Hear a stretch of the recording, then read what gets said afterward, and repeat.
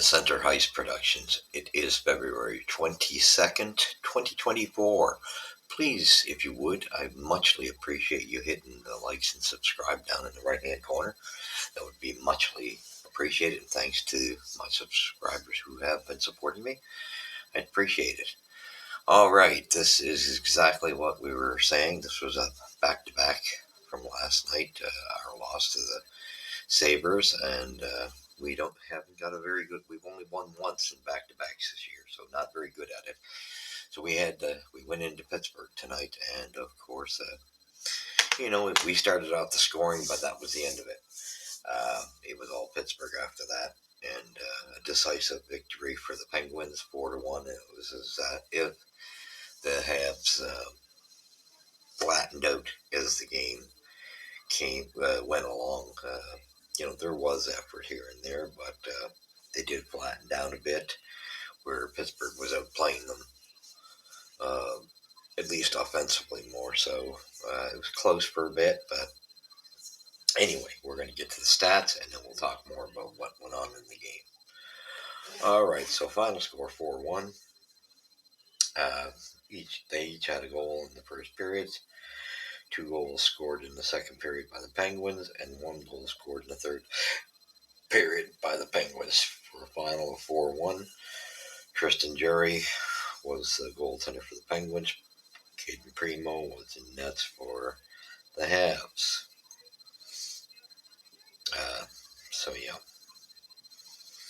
It was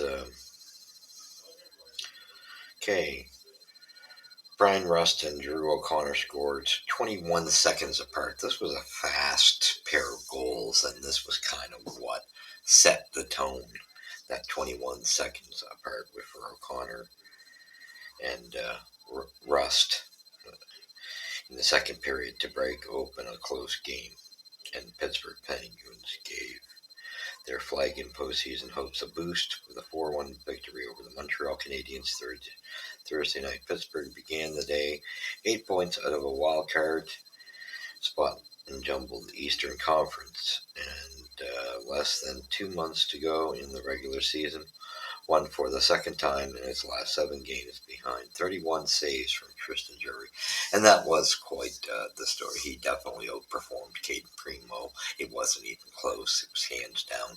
He made some very nice saves. However, I didn't find a lot of our chances dangerous.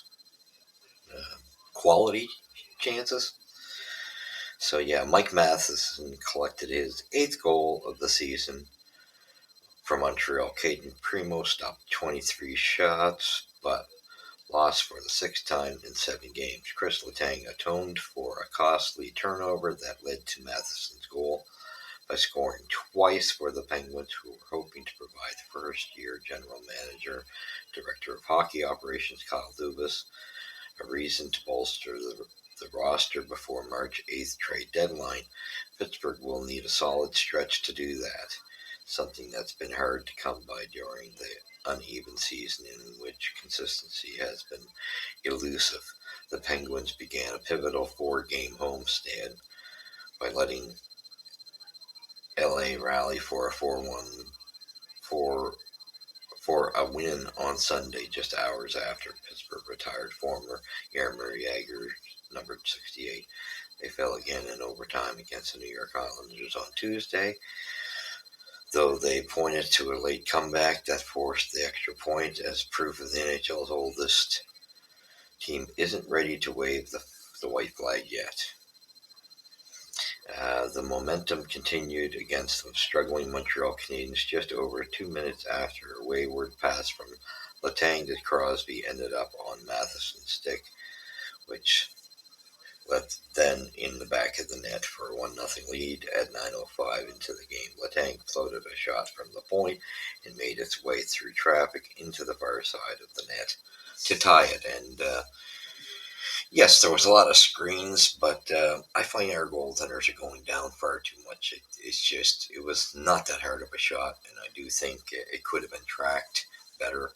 A goalie's got to, especially, it just seems to be too common to go down way far too soon and be on your knees all the time. It was the kind of put the puck on the goal and see what happens. Any kind of play that head coach Mike Sullivan has been preaching needs to become commonplace for the team that began 25th in the league. So, that, anyway, we're not going to go into all the rest of it. We're going to continue just going to the stats. First star was Chris Letang, how deservedly 2 goals. He was a +1. Second star, the kid O'Connor, a goal and an assist for +2. Tristan Jarry, I would have actually given him at least the second star. 1 goal against at a .969 save percentage.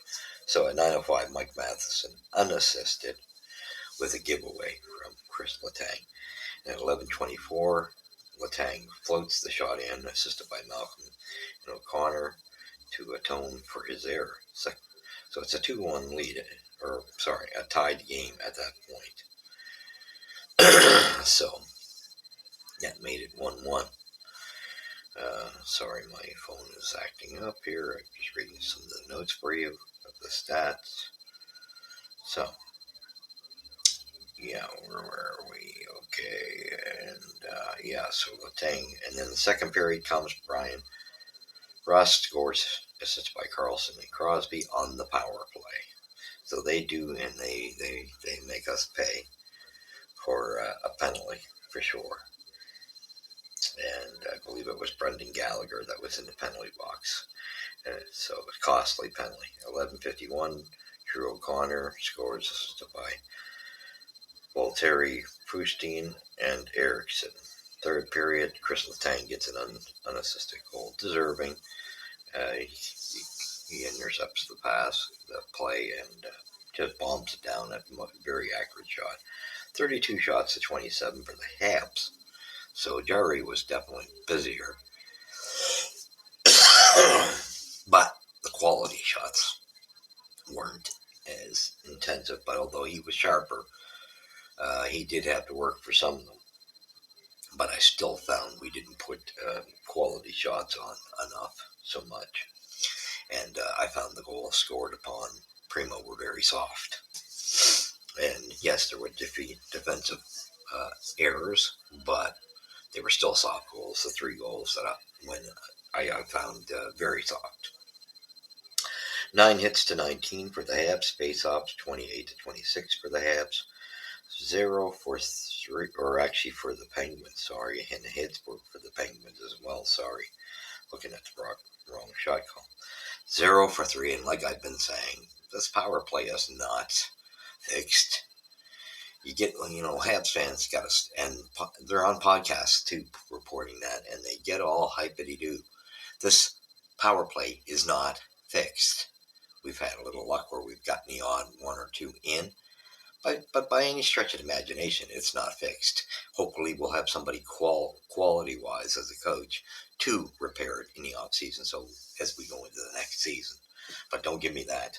0 for 3 for us, 1 for 2 for the Penguins, who had a worse power play, and boy, they cashed in pretty darn easy, because that shot came very quickly from the point, and it was an easy goal, went right through Primo, and yes, it might have tipped off somebody, but very soft looking goal.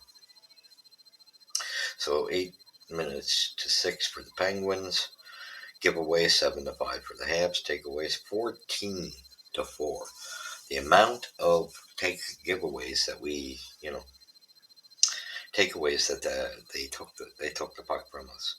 Block shots 20 to 10. Again, anytime you see us go down there, it's a worse outcome for the Habs. When we're 20 to 10, the Penguins blocked more shots. No penalties in the first period. Brian Rust in the second period, 3:46, 2 minutes tripping. Brendan Gallagher gets a costly 11 at 11:24 in the second for a 2-minute holding, and they scored on that power play. That was their power play goal. Arbor Jack got a penalty at 13:09, 2 minutes for tripping, and luckily we got out of that that penalty, without being scored upon. So our penalty kill was pretty busy. Third period, Ricard Rackle 30-38, 2 minutes for tripping. Brian Rust at 7:13, 2 minutes for tripping. Josh Anderson at 11:49, 2 minutes for roughing. Marcus Peterstrom, 2 minutes for roughing. And that was your game. And Anderson Pedersen penalties, coinciding penalties, it was kind of, yes, I knew you knew they were going to kind of go and fend for the goaltender, but Jare was way out of his net.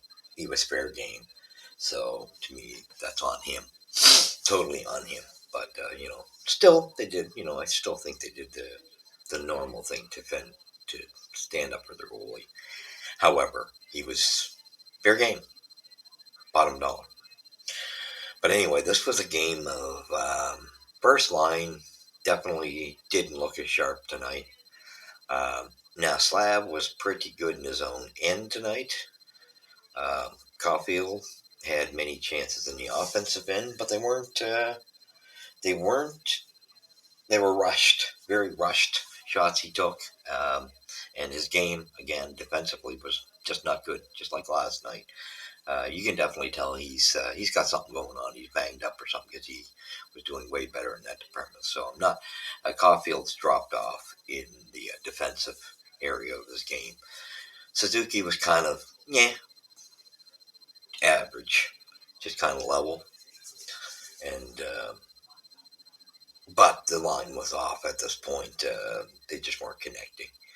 Uh, but I mean, there were some chances, but just not enough. They weren't as anywhere. And it seems like if you get one cylinder on that line injured, which I see in Caulfield, it's going to hold back the rest of the line, and it's kind of looking that way, to tell you the truth. So I don't know. They might want to really watch his injury, because is it worth not? You know, is it worth worsening that injury? We better make sure we don't, for long-term reasons. And now, also the news of the day today was, in this game, it was a funny thing because Colin White went on waivers as the Penguins put him on waivers, and he didn't have to walk very far because within the moment it came up, the Habs claimed him off waivers immediately, so he only had to walk across the hall. And he played a half decent first period, but I found everybody tapered off as the game went on. Ylonen to me had a better game. I got to say, Armia's playing a lot of players on this team. It's quite apparent, and a lot of guys should be kind of shaking their heads at themselves. Um, Evans had a good game tonight. I did like that move of White being picked up on waivers. I think it looked good. I think as he gets adjusted to the team, it's going to be a good move. And what was his name? Generac or whatever you call him. Uh, he goes back to Laval, which I thought he should have. He had a couple games that weren't the greatest. Plus, it helps Laval's uh, push for the playoffs. So he was fitting in where he was their leading scorer before he came up. So I think that'll be a good place for him, and I think this is kind of a good move. And glad to see the Habs lose anyway. This gets us closer. We're falling out of the picture faster now, and that's good. A little concerned. Struble went down the ice needing assist, or down the locker room needing assistance as he came off the ice. Didn't really see what happened to him. It's almost as if he pulled a hamstring or something of that nature, is what I'm assuming. But would be a shame to lose him because he's been playing well. I found Jacki had a very good, strong appearance tonight. Was probably the best appearance on defense. Struble right behind him. Harris had a very good night. As I said, I think he had to shake off the rust last night. Wasn't pleased with Goulie's game. No, he didn't impress me. He made a few errors tonight. Tires blowing out, falling at the wrong time. Just wasn't impressed with his game. He can play a lot better than that. Matheson was all right tonight. Savard was all right. I mean, they all had defensive lapses, but that's also including their offense with them, not taking their assignments. But they weren't outrageous as we're to me. Gooley was the odd guy out tonight, which you know what I think, and he looked like he's hurting too. Seen him on the bench grimacing. I think you know what they're at a point now. If you got guys banged up and might need a game or two rest, give them a night off. So I think it wouldn't be a bad idea to give Gooley some rest to heal. Same thing with Caulfield. I think if they're both hurting, yeah, it's going to hurt uh, point wise, whatever. But we got the players, you know. To we got nothing to lose. So to me, we're making a mistake if we're just going to keep playing him just for the sake of it. Just for the sake of saying to get Caulfield to 82 games, is that going to be good if he's harming us more than he's a pause? Because right now he's definitely hurting our team at the moment. The way he's playing in our defensive zone, he's lost that edge because of whatever's irking him injury wise. And the goalie, he's had a couple of games I'm not too impressed with. So I think, and I seen him on the bench as well. So between him and Caulfield, I've both seen things on the bench that indicated they're both hurt. No doubt in my mind. So get them out of there. Give them some rest. Let them heal. There's nothing to lose here, right? There's no sense of banging these guys up. But a good game. It was, you know, for me, I found it lulled me to a bit of a sleep. That's how I found it. Some people might have looked at this as a close game. I wasn't overly impressed with it, and I'm sorry to you guys who want to support and say Primo's NHL material. Wrong answer. Even though I know the defense, you know, didn't cover some men in front of the net, that type of thing, he just downed far too soon, and it was like there was nothing in the net. The way those goals went in, just far too soft. And I'm sorry. I'll take anybody on a bet on that one that want to keep promoting him. He's not NHL material. You're going to find out the hard way because I know we're going to push to because the fan base wants Allen gone. Well, you be careful what you wish for because I think him with Primo playing more games, you're really going to get to see what he's about. And sorry, nice kid, not NHL material. I would have put him on waivers a long time ago. That's just me, and let somebody pick him up if they want. Sorry, but because he's affecting all three of their games. There's no end of this three man rotation is affecting everybody. So with that being said, it was pretty straightforward. Like I said, I liked seeing the waiver pickup. Don't know if we're going to do much because teams are so strapped at the trade deadline. But we will another review after Saturday's game against the Devils. Expect us to get slaughtered in that one. We're not even close to their caliber, especially with the loss. Monahan loss is really showing its signs now. And Pearson had a good game tonight. He played a strong game too, and so did Waugh. That's who I wanted to mention. Waugh to me was like Jack Guy was the defenseman. I would say Waugh was the offensive player for me that played well tonight. Those two. And that being said, that's pretty much it. Where's Puck Drop first here at Center Heights Productions. Remember that. Tell your friends and family, please. If you could hit the subscriptions and the likes, I'd muchly appreciate it. And we will be back after Saturday's game against the Devils, where we get slaughtered and go Tank go. All right, God bless.